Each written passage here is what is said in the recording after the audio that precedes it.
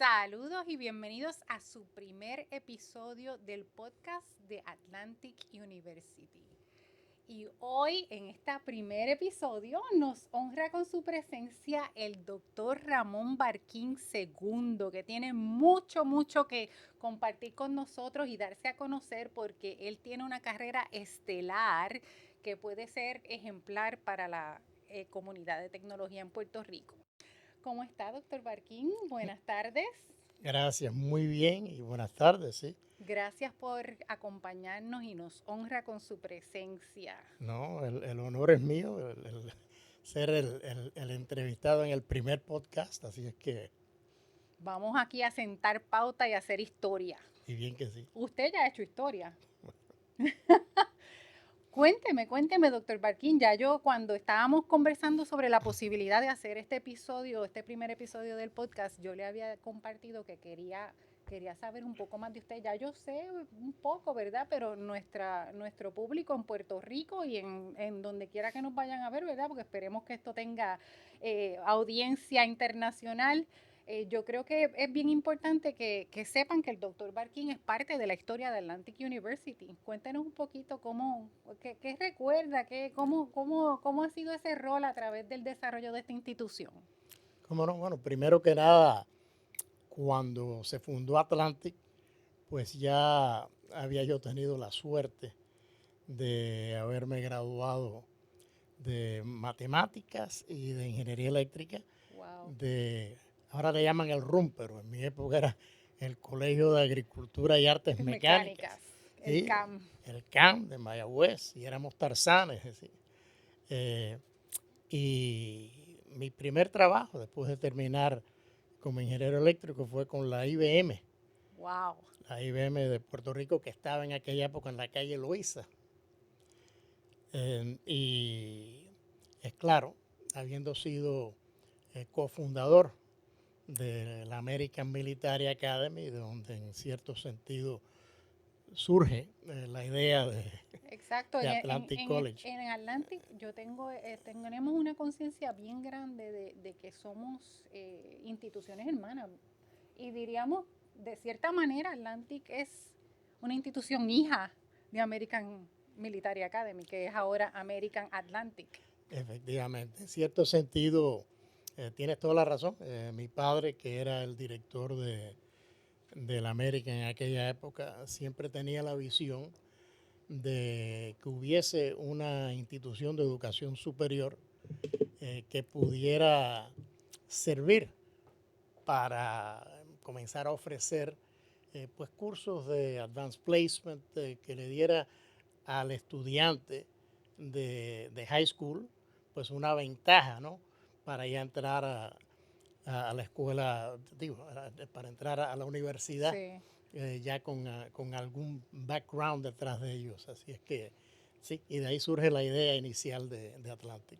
Y bueno, es interesante que usted se interesara por las matemáticas. Su padre, un militar, que fue el fundador de la American Military y de Atlantic University, junto con otras familias, ¿verdad? ¿Qué le interesó por las matemáticas? ¿Por qué por ese campo específicamente?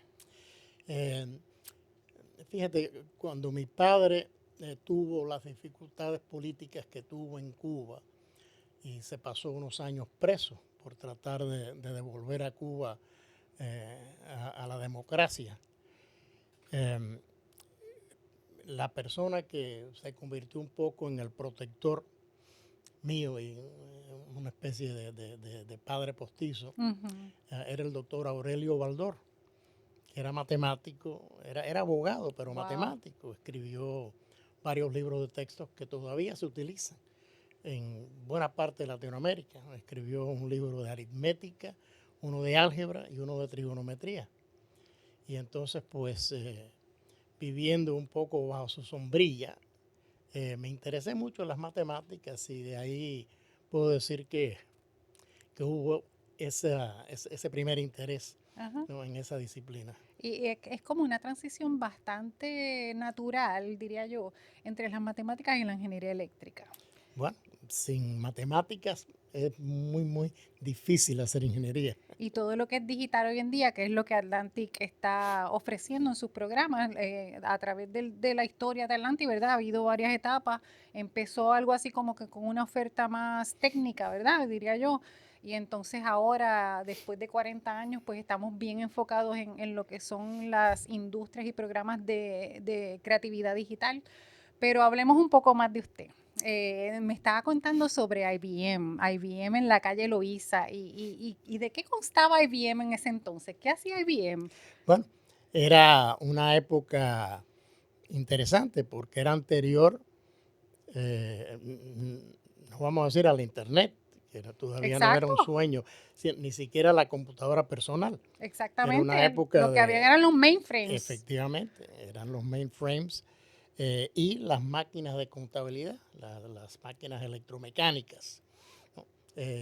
Y me recuerdo porque una de las primeras cosas que tuve que aprender en IBM eh, era cómo alambrar los paneles que controlaban las máquinas electromecánicas. Pero cada una de estas máquinas, las clasificadoras, las Ujú. calculadoras, eh, tenían un panel que había que alambrar detrás. O sea, era un precursor de la computadora moderna. Sí, por supuesto. Eh, Tuve la suerte entonces de ser un poco uno de los pioneros en lo que era la computación moderna, eh, que empezó en IBM con el sistema 360, Ujú. que era por primera vez todo un sistema donde habían equipos de menor a mayor porte, pero que eran compatibles, de manera que podían ir creciendo con una institución. Y eso era más corporativo, ¿no? En Sí, ese momento todavía no había computadora personal. no, de hecho, el modelo de IBM era un modelo donde no vendían los equipos, Bueno, yo me solamente. acuerdo que yo empecé a hacer mis primeros trabajos de maquinilla, de mecanografía, en una IBM Selectric, Sí, que esas eran las maquinillas de aquel entonces, que eran maquinillas de eléctricas. acuerdo, de acuerdo, de acuerdo. Y entonces, de la calle Loíza al mundo, Sí, ¿cómo eh, entonces esa carrera de IBM transcurre? Y entonces eventualmente usted también tiene una aportación bien significativa a la ciberseguridad nacional. bueno, eh, vamos, vamos por el principio, ¿no? Ajá. Sí. En un momento dado, yo decidí que quería hacer estudios graduados y simplemente renuncié a IBM. Y en aquella época IBM pues no aceptaba fácilmente No lo querían dejar renuncias. ir. Eh, They wouldn't let eh, you go. de hecho, buscaron y buscaron y encontraron un programa donde me pudieron prácticamente becar y entonces me fui a hacer estudios graduados a Boston, a MIT. Eh, MIT, señoras y señores, eso no es lo mismo ni se escribe igual. pues ahí me pasé 4 años y terminé el PhD. Eh, Fundamentalmente en un programa que IBM le llamaba el Resident Study Program. Era el programa donde te pagaban por hacer estudios en la universidad. O sea, no me reembolsaban si yo iba por las noches, sino que yo iba y estaba, de hecho, y era interesante, me pagaban el 80% de lo que era mi sueldo en IBM Wow, como ingeniero de sistemas y el 20% lo utilizaban para pagar la matrícula. claro. Eh, y bueno, terminé allí el doctorado y Hizo investigaciones en computación, sí, mi disertación fue una disertación interdisciplinaria. Cuando yo llegué a MIT, pues pensé bueno, pues que iba a diseñar chips o que iba que iba a a trabajar con hardware. es claro, pero después de pasarme allá unos meses, pues me di cuenta que yo tenía intereses mucho más diversos y que yo lo que quería era ver cómo se podía utilizar la computadora para hacer cosas interesantes, para ayudar a industrializar, para ayudar a la educación, para ayudar a la salud pública. Y comencé pues a tomar algunos cursos en distintos departamentos en MIT. Y entonces pues me empecé a dar cuenta también de que no era lo mismo para un norteamericano o inclusive para un europeo el trabajar con esta tecnología que para un latinoamericano, un hindú, un árabe, un vietnamita. Había una serie de diferencias que tenían que ver muchas veces con cultura, con idioma, más el problema político y económico, de que pues antes de la internet y antes de las computadoras personales, si uno quería comprar un mainframe, ¿no? Una computadora grande de IBM, costaba dinero. Claro, eso no estaba y, accesible a todo el y mundo. no se podía pagar en yuan chino, ni se podían pagar en soles peruanos, había que pagarlo en dólares, ¿no? Entonces, pues había toda una problemática que tenía que ver con cultura, con política, con relaciones gubernamentales, y pues me llevó a interesarme y a montar un programa interdisciplinario sobre la transferencia de tecnología de información a países en desarrollo. Wow, eso Sí. es admirable y me sonrió a través de toda su descripción porque es que tenemos mucho en común en ese sentido, yo creo, ya hemos conversado, pero es esa inquietud que yo creo que es bastante innata, no sé, no me gustaría relacionarlo y generalizarlo a que somos puertorriqueños, ¿verdad? O que somos caribeños. Pero creo que hay esa sensibilidad de que entendemos que no todo el mundo tiene el acceso a la tecnología que posiblemente usted y yo tengamos, ¿verdad? Hay que mantener eso mucho en mente.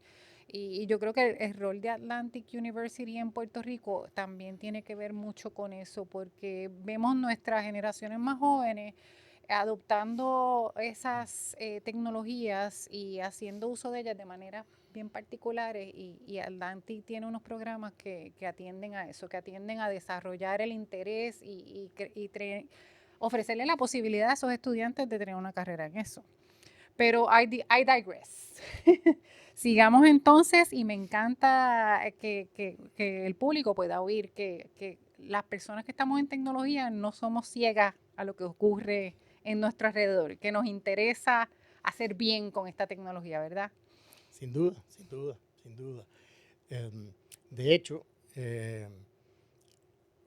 cuando terminé en MIT y regresé a trabajar a IBM, pero basado justamente en mis intereses y en mi disertación, pues me reclutaron del grupo internacional de IBM para trabajar con lo que en aquella época le llamaban the America's Far East Corporation. IBM había dividido al mundo entre el mundo doméstico, Estados Unidos, y el resto del mundo. Pero han dividido el resto del mundo en Europa. Ya se había creado, no la Unión Europea, pero había la Comunidad Económica Europea.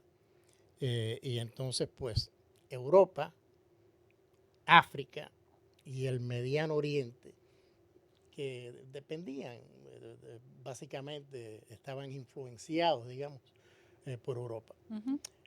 Y lo que quedaba eran las Américas y el Lejano Oriente, que incluía Canadá, toda Latinoamérica y el Caribe, más el Lejano Oriente. Y el Esos Lejano, dos mercados juntos. bueno, era una corporación Wow, qué con como interesante. 50 y tantos países distintos. Y el Lejano Oriente se dividía para que la India quedara en el Lejano Oriente y Pakistán en el Medio Oriente, de manera que así separaban a dos adversarios políticos complicado. Hasta la política está en la separación de mercados, tiene Sin que duda, ver. sin duda, sin duda. Pero yo recuerdo una de las primeras cosas que me mandaron a hacer fue crear, IBM quería hacer un estudio de mercado. ¿Cuál es el mercado de estos países tan diversos que tenemos? Y el problema que había era que la metodología que existía para evaluar el potencial de mercado en Estados Unidos y en países industrializados era tan intensa que si lo ibas a hacer en un país pequeño, un país pobre, bueno, te comías básicamente todo El el presupuesto. presupuesto, ¿sí? Entonces, pues, IBM me pidió que yo me inventara una forma de hacer evaluación de potencial de mercado en países pequeños. Y entonces, bueno, pues me inventé una metodología Wow. y empezamos No dejo de decir wow, y yo sé que vamos a tener que editarlo, pero es que yo me quedo anonadada de todas las aportaciones inmensas que usted tiene o sea, en representación de los caribeños, de los puertorriqueños, de los cubanos, de los latinoamericanos, dentro de una corporación tan poderosa como IBM, pero dentro de la tecnología en general a nivel mundial. Es bueno, significativo para mí. ha sido interesante simplemente eh, tener la curiosidad intelectual que tenemos, pero eh, ese trabajo que yo hice y era basado en una metodología que de hecho yo había en cierto sentido iniciado como parte de mi disertación. Ujú. Después que yo la apliqué, la apliqué como en 10 o 12 países, eh, como pilotos, en las Filipinas, en Malasia, en Singapur, en Colombia, en Perú. Eh, y después eh, el gobierno japonés decidió que ellos querían aplicársela al resto de los países porque ellos pensaban que los iba a ayudar a vender equipos de computación japonés, ¿no?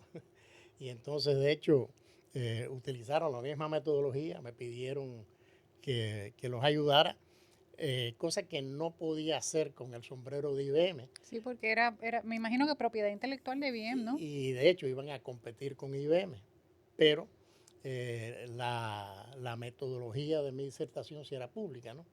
Y entonces la tomaron Y replicaron y la y... utilizaron, y la Ajá. utilizaron. Pero sí, hubo una serie de cosas interesantes. Por ejemplo, cuando IBM por primera vez se abre China, y entonces Eso fue para los 70. más o menos después de la visita de Nixon y Kissinger a China, pasaron unos años todavía, pero bueno, pues no tardó mucho en preguntarse eh, el liderato de IBM, bueno, ¿y qué potencial de mercado hay en China? Sí. ¿No? Pero no había una metodología para hacer esa evaluación en un país comunista, ¿no? Con una eh, economía planificada de arriba abajo, Manejada por el de gobierno. acuerdo. Entonces, pues, tuve de nuevo que desarrollar una nueva metodología para evaluar a China, cosa que fue también interesante. Yes. Me imagino que estoy haciendo un salto bien grande al referirme, porque es que no dejo de pensar en esos 10 mandamientos de la ética en la computadora. Como de esa carrera en, digamos, comercialización de la tecnología, en adaptación de metodologías para diferentes mercados, llegamos entonces a ese momento en el que surgen, para que ustedes sepan, señoras y señores, los 10 mandamientos para la ética en computadora. El doctor Barquín es el autor. Así es, pero yo empecé a, a sensibilizarme con respecto a lo que eh, es el problema de la ciberética por un consejero que yo tenía en MIT, era de hecho mi consejero en el Departamento de Ingeniería Eléctrica y Ciencias de Computación, que se llamaba Roberto Fano. Era un italiano que se tuvo que ir de Italia porque era de religión judía cuando la Segunda Guerra Mundial, poco antes. Y fue un pionero en casi todo lo que era el desarrollo de transmisión eléctrica en líneas. Y pues de ahí pasó al área de la informática. Pero él tenía mucho interés en lo que él le llamaba las implicaciones sociales, ¿no?, de la informática. Y es claro, ahí venía en parte la cuestión de privacidad. Y pues él sembró esa semilla. Cuando yo regresé a IBM, y de hecho ya regreso de Asia, yo me pasé 4 años viviendo en Asia, en Hong Kong, pero regresé para el grupo corporativo de IBM de relaciones de gobierno, porque el jefe de ese grupo, el jefe mío, un vicepresidente corporativo de IBM, quería crear una escuela para entrenar a los gerentes generales de IBM en todo el mundo sobre cómo tratar con gobiernos. Cosa que era muy importante porque cada vez más y más los gobiernos estaban estableciendo más y más regulaciones que de una forma u otra pues tenían un impacto. Pues cuando yo regresé a Estados Unidos, de hecho a Washington, encontré que IBM había ganado un contrato muy grande, era el contrato más grande que habían tenido hasta ese momento, que habíamos tenido hasta ese momento, y era para el diseño y desarrollo de el nuevo sistema de control de tráfico aéreo en el FAA. Y no estaba todavía la tinta seca en el contrato cuando los abogados en IBM empezaron a pensar, bueno, ¿y qué pasa? Las implicaciones de tener que desarrollar ese software y ese hardware, ¿verdad? Porque me imagino pasa? que eran los dos componentes. De acuerdo. Pero la preocupación de los abogados era qué pasaba si había un accidente grande. El riesgo de... Y entonces, ¿a quién iban a demandar? Exacto. Y entonces, bueno, la preocupación era, bueno, van a demandar, no, el FAA es el gobierno, no, pero ¿quién tiene los deep pockets? ¿No? ¿Quién tiene de verdad? Va a ser IBM y qué vamos a hacer. Y después de darle 4 vueltas al asunto, pues el punto de vista mío era que el problema no era un problema de IBM, era un problema de la sociedad. Porque no vamos a parar el progreso simplemente porque hay riesgo, este siempre tipo va a de haber riesgo, riesgo. ¿no? Sí. Y entonces, pues, nos convencimos, ¿no?, de que había que buscar aliados en lo que le llamamos las instituciones que formulan valores en la sociedad. Y ahí, pues, bueno, están las universidades, están los seminarios, las escuelas de ética. Y entonces, pues, comenzamos un diálogo con estas entidades. Y de ahí surgen, pues, estos primeros esfuerzos en tratar de hablar de, bueno, le llamamos ética de computación, pero que hoy día es ciberética, ¿no? Sí. Y bueno, tuvimos varias conferencias, que eran conferencias nacionales de éticas de computación. El centro neutral para que pudiera hablar una multinacional como IBM, Sí. con iglesias y con seminarios, era un think tank en Washington llamado Brookings. Y en Brookings hicimos varias conferencias nacionales de ciberética. En una de ellas me pidieron que yo diera una charla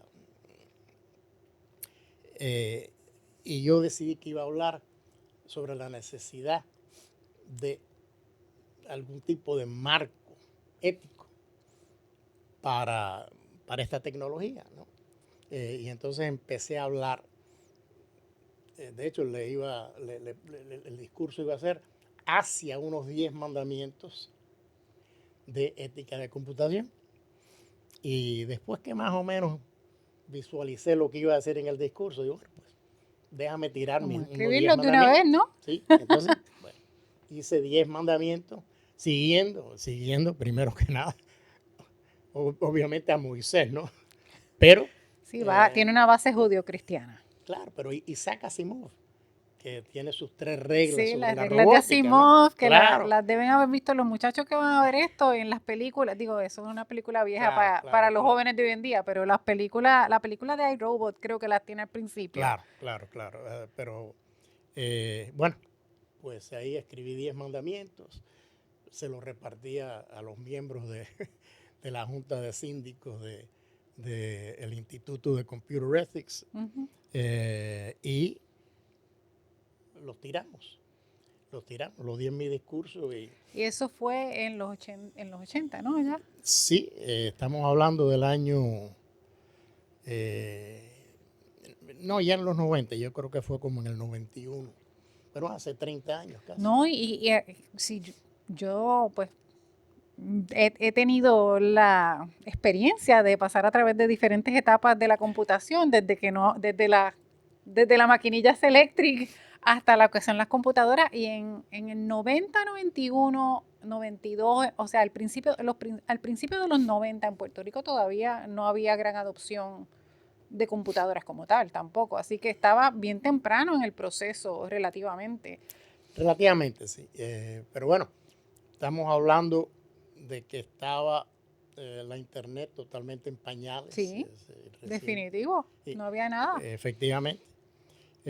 Pues lo interesante fue que cuando tiramos estos 10 mandamientos, las sociedades profesionales, ¿no? Como the Association for Computing Machines, el IEEE Computer Society, efectivamente, sí.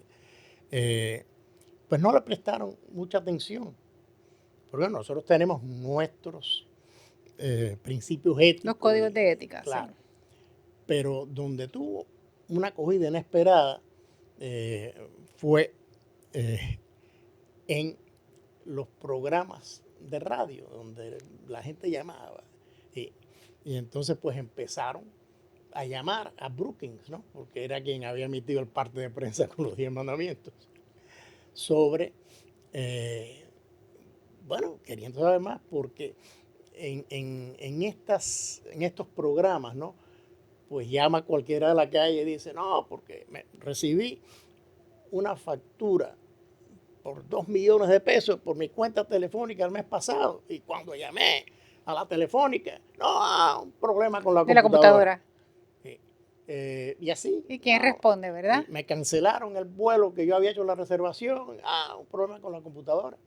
Y hubo el caso bastante interesante y que nos eriza todavía, de que pensaban que venían unos misiles de la Unión Soviética capturados en radar, y resultó que eran gansos que venían volando en formación y en definitiva eran problemas con la computadora. Entonces, para el público, ¿no? De diario, para el hombre y la mujer de a pie, había una pregunta seria, sí, bueno, ¿qué está bien y qué está mal en esta nueva tecnología? Y cómo podemos más o menos orientarnos, ¿no?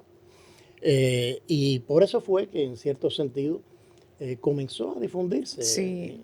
Entiendo que fue una manera pragmática de plasmar quizá lo que necesita, ese vacío, llenar ese vacío en términos de la ética de la tecnología. Y es bien interesante para mí, habiendo siendo profesora de programación y de computación y de tecnología, que me parece que no se piensa no se piensa sobre las implicaciones éticas y sociales de los sistemas. Yo creo que mucho de la tecnología o de las personas que están enamoradas con la tecnología tienden a obviar las implicaciones que eso va a tener en nuestra sociedad y cómo nosotros somos responsables como personas trabajando en un ambiente tecnosocial, cómo nosotros tenemos una responsabilidad moral y ética de operar de manera que esto sea todo en beneficio de los seres humanos, que al fin y al cabo es lo que queremos, ¿verdad? De acuerdo.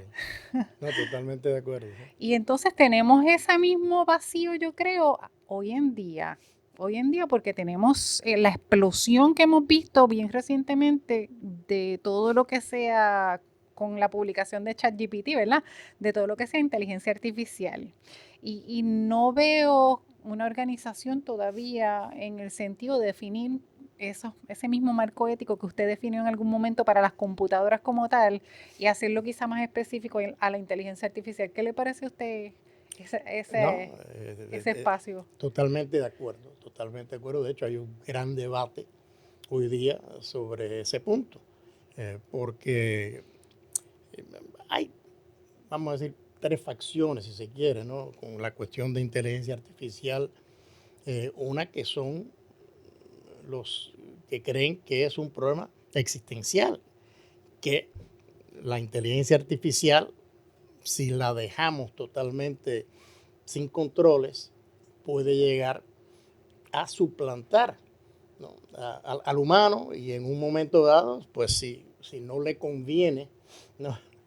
Lo que está haciendo un humano, que Eliminarnos. eliminarnos, Y yo creo que ese mismo tipo de miedos afrontó la humanidad con la industrialización, ¿no? Se habla de los luditas que querían evitar la adopción de estas tecnologías nuevas y siempre hay cierto miedo y resistencia a las nuevas tecnologías y no soy abogado del diablo aquí, ¿verdad? Sí. Creo que debe haber un balance. No, por supuesto. La gran diferencia es que hasta ahora siempre el humano podía desconectar la máquina, no echarle más carbón, ¿no? a esa máquina de vapor para que... y con una inteligencia artificial general se nos va a ir de la mano. O sea, no vamos a poder desconectar. Para aquellos que vieron la película HAL, que HAL siempre recuerda. 2001 Space Odyssey es esa, Sí, ¿verdad? sí, sí, sí, Ajá. 2001. Sí, HAL era, bueno, HAL, que era IBM, con una letra de menos, ¿no? En cada letra, ¿no? Eh, pero Eso no lo había oído nunca. sí, sí, Oh, wow, sí, eso es, es HAL, verdad. HAL, IBM, IBM, sí. sí. Pero al final, como recuerdan, es porque empiezan a desconectar a Hal. Y Hal mata, o Bueno, por lo menos, y muere. Bueno, sí. Hal mató a varias personas en la película, ¿no? Pero al final Hal se queda desconectada, se queda de hecho sin una fuente de poder, ¿no? Sin una batería. Eh, pero Pero tampoco podemos cerrar los ojos y decir esto no existe y no vamos a bregar con no, eso, no, hablando acá en puertorriqueño, ¿verdad? claro, claro, claro, porque te digo que había tres facciones. Una es la del gran peligro de que esto nos liquide como Ujú. seres humanos, pero está la que reconoce el potencial tan grande positivo que puede tener, que dice, no, bueno, esto hay que continuarlo, no podemos pararlo, ¿no? Y en definitiva, pues de nuevo, lo que estamos hablando es cómo podemos establecer, ¿no? Algún marco con criterios éticos para trabajar esta tecnología. Había un sociólogo, se llamaba Raymond Bauer, que decía que el reto más grande que tenemos como humanos es el poder identificar lo más rápidamente posible las consecuencias de segundo orden que son inesperadas e indeseables. ¿No? Porque inventamos el No, y automóvil no sabemos y no teníamos Se nos idea. va de las manos. Claro, no teníamos idea de los accidentes de tráfico, del problema de contaminación, etcétera, etcétera, ¿no? Entonces, ¿cómo identificar esas consecuencias de segundo orden que son inesperadas e indeseables? Y ahí es donde viene el concepto principal de la ciberética, porque ciber, que viene del griego kiber, y era el timonel del barco. Entonces, bueno, pues era cuando el barco se va de rumba, el timonel es quien lo vuelve a poner en su rumbo que debe ser. Y básicamente, pues la ciberética es eso. Cuando empezamos a ver que se va de rumbo, necesitamos, ¿no?, un timonel ético que lo vuelva a regresar o nos vuelva a regresar al rumbo establecido y correcto. Y es un reto grande porque el problema viene, bueno, deben ser los ingenieros y los diseñadores de este software, o deben ser los usuarios, o deben ser los gobiernos, ¿no?, con leyes regulándolo.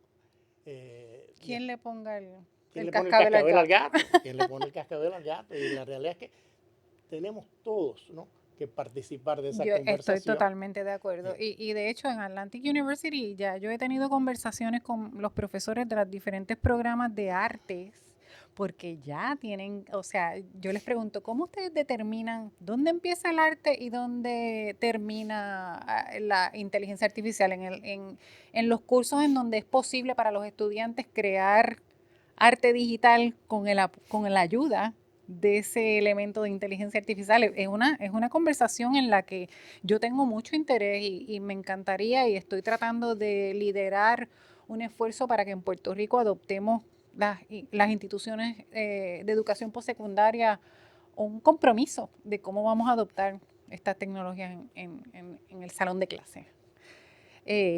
Hablando entonces ya para cerrar de la visión a futuro, en términos de tecnología, quizá un poco también de lo que usted visualiza para Puerto Rico, ¿qué me diría? Sí, bueno, yo soy en eso optimista y entusiasta, Qué bueno. porque Puerto Rico, querrámoslo o no, es un puente, es un puente. Tenemos un pie en el mundo de la mayor potencia tecnológica y económica en el mundo. Tenemos un pie en Latinoamérica, y por tal debemos, ¿no?, aprovechar y sacarle ventaja a esa situación posicional para poder ayudar en ambas partes. Y la tecnología en eso es básico, porque hoy día, o sea, el insularismo, y me recuerdo cuando yo estaba en el colegio que leíamos, ¿no?, del insularismo. La obra. Bueno, el insularismo ya hoy día está obsoleto, porque es el globalismo. No importa dónde estés, si estás en Singapur, si estás en Vietnam, si estás en Chile, tienes que ver al mundo como tu mercado y tienes que ver al mundo como tu compañero en todos los aspectos. Y lo vemos porque si estamos hablando del calentamiento global, bueno, pues No estamos hablando de Puerto Rico o del Caribe o de Claro, Latinoamérica o de América, estamos hablando de una situación global. claro. Entonces no podemos decir que no, vamos a aislarnos, ¿no?, del problema climático. Vamos a parar los ciclones porque vamos a poner una ley que no vengan ciclones. Entonces, o sea, tenemos que entender de que estamos en una posición privilegiada, Sí. pero tenemos que sacarle provecho desde el punto de vista global, porque solo a nivel global es que podemos enfrentar los problemas que nos vienen, ¿no? Que son oportunidades también. qué bueno oírlo, qué inspiración y gracias por ese mensaje positivo. Yo también comparto esa idea de que Puerto Rico tiene, y yo lo veo incluso como un deber de conectar. Y estamos como quien dice en el medio, ¿verdad? Y nosotros mismos tenemos que entender y aceptar el rol que tenemos en términos de que estamos conectados con el resto del mundo, en donde quiera que estemos en Puerto Rico o estemos en donde sea, somos ya ciudadanos globales. Así que en Atlantic University estamos desarrollando programas que responden a ese rol, a ese deber, al reconocimiento de que Atlantic es un pilar de desarrollo económico para Puerto Rico en términos de las industrias creativas digitales. Y en ese sentido estamos formalizando ese pilar, porque yo creo que en Puerto Rico se ha hecho mucho y se contribuye mucho a nivel global en términos de la creatividad y de lo que es el creativo digital. Sin embargo, no tenemos el reconocimiento porque yo creo que hay muchos esfuerzos que no están diseminados y no hay como que esa amalgama, esa solidificación. Y con eso es con lo que estamos trabajando en Atlantic, aparte de que nuestros graduados pues trabajan en muchísimos mercados en Puerto Rico y a través del mundo. Con eso entonces me despido. Muchísimas gracias, doctor Barquín, por haber sido parte de este primer episodio. Espero que esta no sea la última, que se repita. Muchas gracias, ha sido un placer conversar sobre estas cosas tan interesantes y creo que importantes para Puerto Sí, Rico y el mundo. definitivo. Seguiremos la conversación. Muchas gracias, amigos. Hasta la próxima.